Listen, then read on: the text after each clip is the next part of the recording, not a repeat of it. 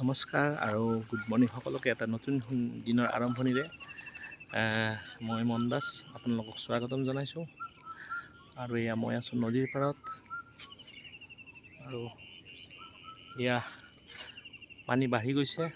নদীটো আছিল আগতে এই ইমান মানত, ইয়াতকৈ আগত আছিলে দেই, কিন্তু এতিয়া বাৰিষা হোৱাৰ কাৰণে এইবিলাক বাঢ়ি আহিছে।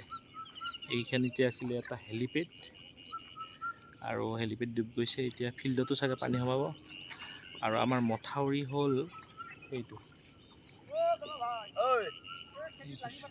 Switch gate.